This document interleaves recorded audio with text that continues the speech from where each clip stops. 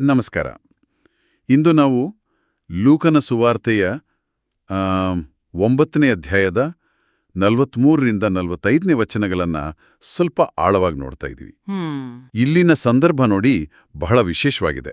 ಯೇಸು ಒಂದು ದೊಡ್ಡ ಅದ್ಭುತ ಮಾಡಿ ಎಲ್ಲರನ್ನೂ ಬೆರಗುಗೊಳಿಸಿದ್ದಾರೆ. ಹೌದು. ಆದರೆ ಆ ತಕ್ಷಣವೇ ಅವರು ತಮ್ಮ ಶಿಷ್ಯರಿಗೆ ಏನೋ ಒಂದು ಹೇಳ್ತಾರೆ. ಅದು ಅವರಿಗೇ ಅರ್ಥವಾಗಲ್ಲ. ಒಂಥರ ಗೊಂದಲಮಯ ಭವಿಷ್ಯವಾಣಿ ಅದು. ನಿಜ. ನಮ್ಮತ್ರ ಇರೋ ಕೆಲವು ಆಧಾರಗಳು, ಅಧ್ಯಯನಗಳು, ಆ ಸನ್ನಿವೇಶ, ಯೇಸುವಿನ ಆ ಮಾತುಗಳು, ಆಮೇಲೆ ಶಿಷ್ಯರು ಯಾಕೆ ಹಾಗೆ ಪ್ರತಿಕ್ರಿಯಿಸಿದ್ರು, ಇದರ ಹಿಂದಿನ ಅರ್ಥ ಏನು, ಹೀಗೆ ಹಲವು ವಿಷಯಗಳ ಮೇಲೆ ಬೆಳಕು ಚೆಲ್ಲುತ್ತೆ. ಹಾಗಾದ್ರೆ ಇದನ್ನೆಲ್ಲ ಒಟ್ಟಿಗೆ ಸೇರಿಸಿ ಒಂದು ಸ್ಪಷ್ಟ ಚಿತ್ರಣ ಪಡೆಯೋಕೆ ಪ್ರಯತ್ನಿಸೋಣವಾ? ಖಂಡಿತ.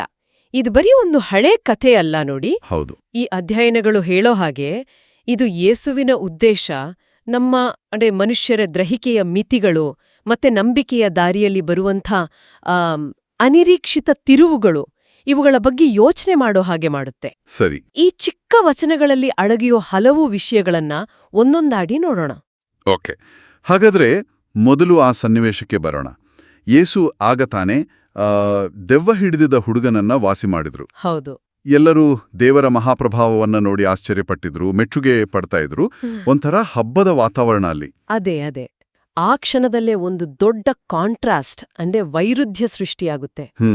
ವಿಶ್ಲೇಷಣೆಗಳು ಇದನ್ನೇ ಗುರುತು ಮಾಡ್ತವೆ.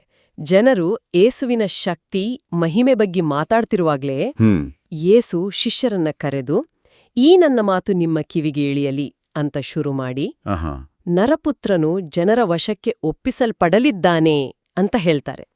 ಇದು ಅವರ ನಿರೀಕ್ಷೆಗೆ ತದ್ವಿರುದ್ಧವಾಗಿತ್ತು ಅಲ್ವಾ? ಶಿಷ್ಯರೇನೋ ಬೇರೆ ಅಂದುಕೊಂಡಿದ್ರು. ಖಂಡಿತ. ಅವರು ಒಬ್ಬ ವಿಜಯಶಾಲಿಯಾದ ರಾಜನಾದ ಮೆಸ್ಸಿಯಾನನ್ನ ನಿರೀಕ್ಷೆ ಮಾಡ್ತಿದ್ರು. ಆದ್ರೆ ಯೇಸು ಮಾತಾಡ್ತಿರೋದು ಕಷ್ಟ, ನೋವು, ಒಪ್ಪಿಸಲ್ಪಡುವಿಕೆ ಬಗ್ಗೆ. ಹೌದು. ಆ ವೈಭವದ ಜೊತೆಗೆ ಮುಂಬರುವ ಕಷ್ಟದ ಸೂಚನೆ ಎರಡು ಒಟ್ಟಿಗೆ ಬರೋದೇ ಇಲ್ಲಿನ ವಿಶೇಷತೆ. ಬರೋ ಪದ ಅಲ್ಲಿ ಇದಕ್ಕೆ ಬಹಳ ಮಹಿಮೆ, ಅಧಿಕಾರ ಎಲ್ಲ ಇದೆ. ಹೌದು. ಆದ್ರೆ ಒಂದು ವಿಶ್ಲೇಷಣೆ ಹೇಳೋ ಹಾಗೆ ಯೇಸು ಇದೇ ಪದವನ್ನ ತಮ್ಮ ಕಷ್ಟ, ಅವಮಾನ, ಸಾವನ್ನ ಸೂಚಿಸೋಕೆ ಬಳಸ್ತಾರೆ. ಇದು ನಿಜಕ್ಕೂ ಗಮನಿಸಬೇಕಾದ ವಿಷಯ. ನಿಜ. ಅವರ ದೈವಿಕತೆ ಮತ್ತೆ ಮಾನವೀಯ ಸಂಕಟಗಳ ನಡುವಿನ ಒಂದು ಸಂಬಂಧವನ್ನು ತೋರಿಸುತ್ತೆ. ಆಮೇಲೆ ಇನ್ನೊಂದು ಮುಖ್ಯವಾದ ಪದ ಒಪ್ಪಿಸಲ್ಪಡಲಿದ್ದಾನೆ. ಹೌದು. ಅದರ ಅರ್ಥ ಏನು? ಇದು ಕೇವಲ ಯಾರೋ ಶತ್ರುಗಳು ಬಂದು ಹಿಡಿತಾರೆ ಅನ್ನೋದಕ್ಕಿಂತ ಆಳವಾದ ಅರ್ಥ ಇರಬಹುದು ಅಂತ ಕೆಲವು ವ್ಯಾಖ್ಯಾನಗಳು ಹೇಳ್ತವೆ. ಓ, ಹೇಗೆ? ಇದನ್ನ ಕೆಲವೊಮ್ಮೆ ದೈವಿಕ ನಿಷ್ಕ್ರಿಯ ಅಂತ ಹೇಳ್ತಾರೆ. Divine passive. ದೈವಿಕ ನಿಷ್ಕ್ರಿಯ ಅಂದ್ರೆ ಇದು ಬರೀ ಮನುಷ್ಯರ ಕೆಟ್ಟ ಕೆಲಸದ ಪರಿಣಾಮ ಅಲ್ಲ. ಸರಿ. ಬದಲಾಗಿ ಇದು ದೇವರೇ ತಮ್ಮ ಮಗನನ್ನ ಒಪ್ಪಿಸಿಕೊಡುವ ಒಂದು ದೊಡ್ಡ ಯೋಜನೆ ಇರಬಹುದೇನು ಅಂತ, ಮಾನವ ಕುಲದ ರಕ್ಷಣೆಗಾಗಿ ನಡೆಯುವ ದೈವಿಕ ಯೋಜನೆಯ ಭಾಗವಾಗಿ. ವಾ, ಇದು ಕೇವಲ ಬಲಿಪಶು ಆಗೋದಲ್ಲ, ಇದರಲ್ಲೊಂದು ಉದ್ದೇಶ ಇದೆ ಅಂತಾಯ್ತು. ಹೌದು, ಒಂದು ಉದ್ದೇಶಪೂರ್ವಕ ಕ್ರಿಯೆಯೇ ಸೂಚನೆ ಇದೆ. ಇದನ್ನೆಲ್ಲಾ ಕೇಳಿದ್ಮೇಲೆ ನನಗೆ ಅತ್ಯಂತ ಆಶ್ಚರ್ಯ ಆಗೋದೇನಂದ್ರೆ, ಯೇಸುವಿನ ಜೊತೆಯಲ್ಲೇ ಇದ್ದ ಶಿಷ್ಯರಿಗೆ ಈ ಮಾತು ಅರ್ಥನೇ ಆಗ್ಲಿಲ್ಲ ಅಂತ. ಹೌದು. ಅದು ಅವರಿಗೆ ಒಗಟಿನ ಹಾಗೆ ಇತ್ತು ಅಂತ ಬರೆದಿದೆ. ಇಷ್ಟು ನೇರವಾಗಿ ಹೇಳಿದ್ರೂ ಯಾಕರ್ಥ ಆಗ್ಲಿಲ್ಲ? ಅಧ್ಯಯನಗಳು ಹೇಳೋ ಹಾಗೆ ಇದು ಬರೀ ಪದಗಳ ಅರ್ಥ ಗೊತ್ತಿಲ್ಲದೆ ಇದ್ದಿದ್ದಲ್ಲ. ಅವರ ತಲೆಯಲ್ಲಿ ಮೆಸ್ಸಿಯಾನ ಬಗ್ಗೆ ಒಂದು ಗಟ್ಟಿಯಾದ ಚಿತ್ರ ಇತ್ತು. ಅಂದ್ರೆ ರಾಜಕೀಯ ನಾಯಕ. ಹೌದು. ಒಬ್ಬ ರಾಜ, ಶಕ್ತಿಶಾಲಿ, ರೋಮನ್ನರಿಂದ ಬಿಡುಗಡೆ ಕೊಡುವನು, ಈ ಥರ. ಓಕೆ. ಈ ನಿರೀಕ್ಷೆ ಇಷ್ಟು ಬಲವಾಗಿತ್ತಂದ್ರೆ ಕಷ್ಟಪಡೋ, ತಿರಸ್ಕಾರಕ್ಕೆ ಒಳಗಾಗೋ, ಕೊಲ್ಲಲ್ಪಡೋ ಮೆಸ್ಸಿಯಾನ ಕಲ್ಪನೆ ಅದು ಅವರ ಮನಸ್ಸಿಗೆ ಒಪ್ಪಿಗೆ ಆಗ್ಲಿಲ್ಲ. ಅವರ ಪೂರ್ವಗ್ರಹಿಕೆ ಅಡ್ಡಿ ಬಂತು. ಖಂಡಿತ. ಸತ್ಯವನ್ನ ಗ್ರಹಿಸೋಕೆ ಅಡ್ಡಿಯಾಯ್ತು. ಆದ್ರೆ ಇಲ್ಲಿ ಇನ್ನೊಂದು ಸೂಕ್ಷ್ಮವಾದ ವಿವರ ಇದೆ ಅಲ್ವಾ? ಮೂಲ ಗ್ರೀಕ್ ಭಾಷೆಯಲ್ಲಿರೋ ಪದ ಏನ್ ಪಾರಕೆ ಕಾಲುಮ್ಮೆನೋನ್ ಅಪ್ ಅಟೋನ್ ಅಂತ. ಹೌದು. ಅದರ ಅರ್ಥ ಕೇವಲ ಅವರಿಗೆ ಅರ್ಥವಾಗ್ಲಿಲ್ಲ ಅಂತ ಅಲ್ಲ, ಬದಲಿಗೆ ಅವರಿಗೆ ಮುಚ್ಚಿಡಲ್ಪಟ್ಟಿತ್ತು ಅಥವಾ ಮರೆಯಾಗಿದ್ದಿತ್ತು ಅಂತಾನೂ ಬರುತ್ತೆ ಅಂತ ಕೆಲವು ವಿಶ್ಲೇಷಣೆಗಳು ಹೇಳ್ತವೆ. ಹೌದು. ಇದರ ಅರ್ಥವೇನು? ಇದು ಅವರ ಗ್ರಹಿಕೆ ತೊಂದರೆ ಅಷ್ಟೇ ಅಲ್ವಾ, ಅಥವಾ ಬೇರೆ ಏನಾದರೂ ಇದೆಯಾ? ಇದು ವಿಷಯಕ್ಕೆ ಇನ್ನೊಂದು ಆಯಾಮ ಕೊಡುತ್ತೆ. ನೀವೇ ಇದು ಸರಿ. ಕೆಲವು ಅಧ್ಯಯನಗಳು ಇದನ್ನ ಕೇವಲ ಅವರ ತಿಳುವಳಿಕೆ ಕೊರತೆ ಅಂತ ನೋಡಲ್ಲ, ಇದರಲ್ಲಿ ಒಂದು ದೈವಿಕ ಉದ್ದೇಶ ಕೂಡ ಇರಬಹುದೇನೋ ಅಂತ ಸೂಚಿಸುತ್ತವೆ. ದೈವಿಕ ಉದ್ದೇಶ? ಹೌದು. ಅಂದ್ರೆ ಆ ಸತ್ಯ ಆ ಕ್ಷಣದಲ್ಲಿ ಅವರಿಗೆ ಪೂರ್ತಿಯಾಗಿ ಗೊತ್ತಾಗದ ಹಾಗೆ ಉದ್ದೇಶಪೂರ್ವಕವಾಗಿ ಮರೆಮಾಡಲ್ಪಟ್ಟಿತ್ತ. ಯಾಕೆ? ಬಹುಶಃ ಅವರು ಆ ಕಠಿಣ ಸತ್ಯವನ್ನ ಎದುರಿಸೋಕೆ ಇನ್ನು ಸಿದ್ಧರಿರ್ಲಿಲ್ವೇನೋ, ಅಥವಾ ಅದು ಯೇಸುವಿನ ಪುನರುತ್ಥಾನದ ನಂತರನೇ ಅವರಿಗೆ ಸ್ಪಷ್ಟವಾಗಬೇಕಿತ್ತು ಅನ್ನೋದು ದೇವರ ಯೋಜನೆ ಇತ್ತೇನೋ. ಓಹೋ, ಇದು ವಿಷಯವನ್ನು ಇನ್ನಷ್ಟು ನಿಗೂಢ ಮಾಡುತ್ತೆ. ಹೌದು. ಸರಿ, ಇಲ್ಲಿ ಇನ್ನೊಂದು ವಿಷಯ ನೋಡಿ. ಅವರಿಗೆ ಅರ್ಥ ಆಗ್ಲಿಲ್ಲ ಸರಿ, ಆದರೆ ಅದರ ಬಗ್ಗೆ ಯೇಸುವನ್ನ ಕೇಳೋಕೂ ಅವರು ಅಂಜಿದ್ರು ಅಂತ ಬರ್ದಿದೆ. ಹೌದು. ಈ ಭಯ ಯಾಕೆ ಬಂತು? ಉತ್ತರ ಕಷ್ಟ ಇರುತ್ತೆ ಅಂತನಾ, ಅಥವಾ ಇಷ್ಟು ಸುಲಭದ್ದು ಅರ್ಥ ಆಗ್ಲಿಲ್ವಾ ಅಂತ ಯೇಸು ಕೇಳ್ತಾರೇನೋ ಮುಜುಗರ್ನ?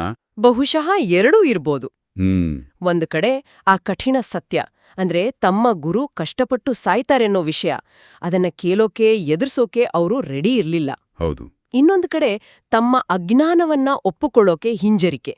ಇದು ಅವರ ನಂಬಿಕೆಯಲ್ಲಿದ್ದ ಅಪಕ್ವತೆಯನ್ನ ತೋರಿಸುತ್ತೆ ಅಂತ ವಿಶ್ಲೇಷಣೆಗಳು ಹೇಳ್ತವೆ. ವೈಭವದ ನಿರೀಕ್ಷೆಯಲ್ಲಿದ್ದಾಗ ಕಷ್ಟದ ಮಾತು ಕೇಳೋಕ್ ಮನ್ಸು ಬರೋಲ್ಲ. ಅದೇ, ಆ ಭಯ ಸತ್ಯವನ್ನ ಎದುರಿಸೋ ಧೈರ್ಯದ ಕೊರತೆಯನ್ನ ತೋರಿಸುತ್ತೆ. ಹಾಗಾದ್ರೆ ಯೇಸುವಿನ ಈ ಮಾತುಗಳು, ಶಿಷ್ಯರ ಈ ಪ್ರತಿಕ್ರಿಯೆ, ಅಂದ್ರೆ ಅರ್ಥವಾಗದಿರೋದು, ಕೇಳೋಕ್ ಹೆದರೋದು, ಇದೆಲ್ಲ ಇವತ್ತಿನ ನಮ್ಮ ನಂಬಿಕೆಯ ಬದುಕಿಗೆ ಹೇಗೆ ಸಂಬಂಧಿಸಿದೆ? ನಾವು ಹೀಗೆನಾ ಬರೀ ಆಶೀರ್ವಾದ, ಅದ್ಭುತಗಳನ್ನೇ ಬಯಸೋದು? ಖಂಡಿತ ಇದಿವತ್ತಿಗೂ ಪ್ರಸ್ತುತ. ನೋಡಿ, ದೇವರ ಯೋಜನೆ, ಆತನ ಮಾತುಗಳು, ಅವನ್ನ ಅರ್ಥ ಮಾಡ್ಕೊಳ್ಳೋಕೆ ಬರೀ ಬುದ್ಧಿಶಕ್ತಿ ಸಾಕಾಗಲ್ಲ. ವಿನಯ ಬೇಕು, ತೆರೆದ ಮನಸ್ಸು ಬೇಕು. ಕೆಲವೊಮ್ಮೆ ಸತ್ಯ ನಮ್ಗೆ ಇಷ್ಟ ಆಗದೇ ಇರ್ಬೋದು, ನಮ್ಮ ನಿರೀಕ್ಷೆಗೆ ವಿರುದ್ಧವಾಗಿರ್ಬೋದು. ಶಿಷ್ಯರ ಹಾಗೆ ನಾವು ಸಹ ಅರ್ಥವಾಗದ, ಕಷ್ಟ ಅಂತ ಅನಿಸೋ ದೈವಿಕ ಸತ್ಯಗಳನ್ನ ಎದುರಿಸೋಕೆ ಅಥವಾ ಅವುಗಳ ಬಗ್ಗೆ ಪ್ರಾಮಾಣಿಕವಾಗಿ ಕೇಳೋಕೆ ಹಿಂಜರಿಬೋದು. ಒಂದ ಮೂಲದಲ್ಲಿ ಈ ಪ್ರಶ್ನೆ ಕೇಳ್ತಾರೆ, ನಮಗೆ ಗೊಂದಲ ಆಗುವ, ಭಯ ಹುಟ್ಟಿಸುವ ವಿಷಯಗಳ ಬಗ್ಗೆ ದೇವರತ್ರ ನೇರವಾಗಿ ಮಾತಾಡೋಕೆ ನಮಗೆ ಧೈರ್ಯ ಇದೆಯಾ? ಸುಮ್ಮನೆ ಗೊಂದಲದಲ್ಲೇ ಉಳಿಯೋದಕ್ಕಿಂತ ಕೇಳಿ ತಿಳಿದುಕೊಳ್ಳೋಕೆ ಪ್ರಯತ್ನಿಸೋದು ಒಳ್ಳೇದಲ್ವಾ? ಹೌದು, ಖಂಡಿತ. ಆ ಭಯವನ್ನ ಮೀರಿ ನಮ್ಮ ಅನುಮಾನಗಳನ್ನ, ಗೊಂದಲಗಳನ್ನ ದೇವರ ಮುಂದೆ ಪ್ರಾಮಾಣಿಕವಾಗಿ ಇಡೋದೇ ಅದೇ ಆಧ್ಯಾತ್ಮಿಕವಾಗಿ ಬೆಳೆಯೋ ಲಕ್ಷಣ. ನಮ್ಮ ಮಿತಿಗಳನ್ನ ಒಪ್ಪುಕೊಂಡು ದೇವರೇ ನನಗೆ ಅರ್ಥ ಮಾಡಿಸು ಅಂತ ಕೇಳೋ ಮನೋಭಾವ ಮುಖ್ಯ. ಇಲ್ಲಾಂದ್ರೆ ಶಿಷ್ಯರು ಹೇಗೆ ಸ್ವಲ್ಪ ಕಾಲ ಸತ್ಯದಿಂದ ದೂರ ಇದ್ರೋ ಹಾಗೆ ನಾವು ಮುಖ್ಯವಾದ ಪಾಠಗಳನ್ನ ಕಳ್ಕೊಳ್ಬಹುದು.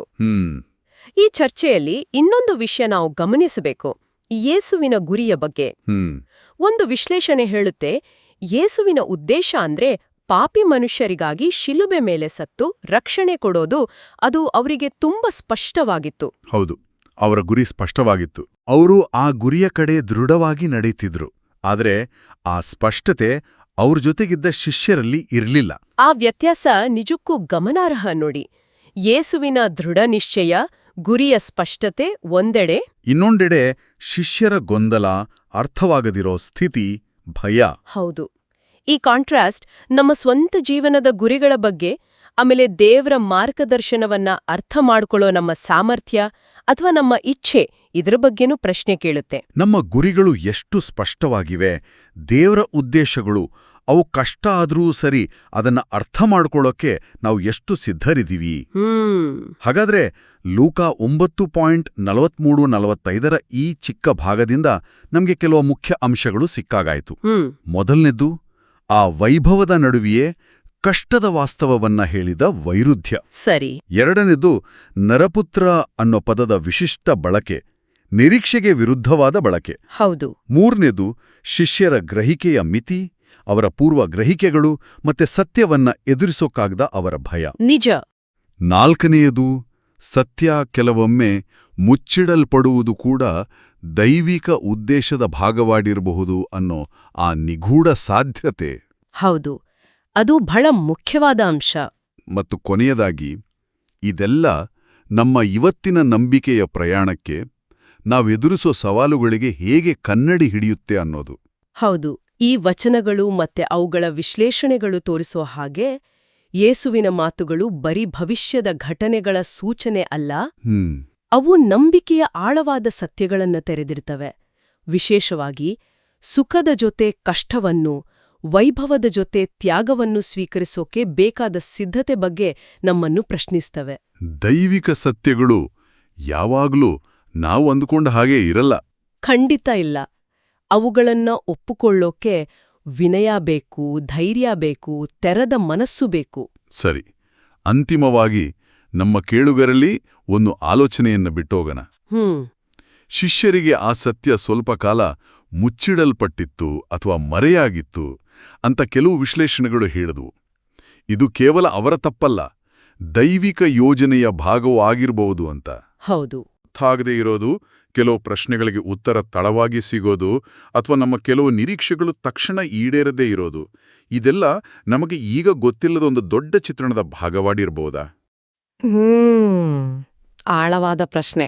ಎಲ್ಲವೂ ಸ್ಪಷ್ಟವಾಗೋ ಸಮಯಕ್ಕಾಗಿ ಕಾಯೋ ತಾಳ್ಮೆ ಮತ್ತೆ ಆ ಸಮಯದಲ್ಲಿ ದೇವರ ಮೇಲಿನ ನಂಬಿಕೆಯನ್ನ ನಾವು ಹೇಗೆ ಕಾಪಾಡ್ಕೊಳ್ಬೋದು, ಬೆಳೆಸ್ಕೊಳ್ಬೋದು, ಇದ್ರ ಬಗ್ಗೆ ಸ್ವಲ್ಪ ಯೋಚಿಸು.